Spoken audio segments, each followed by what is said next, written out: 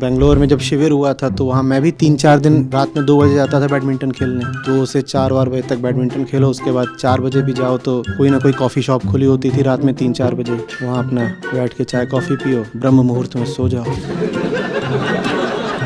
वो सुनिए ना, वो कांटा लगा। सोच रहा हूँ जो हमारी एडिटिंग टीम है इनको बोल ही दूँ कि जहाँ जहाँ ऐसी चीज़ आती है वहाँ तुम पहले ही पीछे से बैकग्राउंड म्यूजिक लगा दिया करो। कांटा लगा। बिल्कुल इस बात का महत्व होगा कि आप रात में एक समय पर सो जाएं, सुबह एक समय पर उठ जाएं, मैं उससे इनकार नहीं कर रहा हूँ, लेकिन उससे कहीं कहीं कहीं कहीं ज्यादा महत्व होता है जिंदगी की किसी दूसरी चीज। अब जिंदगी की जो दूसरी चीज है वो आपकी जिंदगी में है नहीं, ना कोई ऊंचा मकसद है जीने के लिए। उसकी जगह कुल आपके पास क्या है, इस तरह का अनुशासन, बाहरी अनुशासन कि मैं आध्यात्मिक आदमी हूँ, मैं तो 9 बजे सो जाता हूँ, 4 बजे उठ जाता हूँ। तो इस तरह के अनुशासन पे तो मुझे चुटकुले ही बनाने हैं और कुछ नहीं। इसका अर्थ ये नहीं है कि मुझे सबको प्रेरित करना है कि रात भर जगे रहा कर, क्योंकि ये बात सही है कि हम भी जानवरों की तरह जंगल से आए हैं और सब जानवर चाहते हैं वो रात में सो जाएं। हमारा भी जो शरीर है वो लाखों करोड़ों साल तक जंगल में ही था, तो उसको भी अभ्यास इसी बात का है कि सूरज ढले सो जाओ और सूरज उगने वाला हो तुम भी उग जाओ।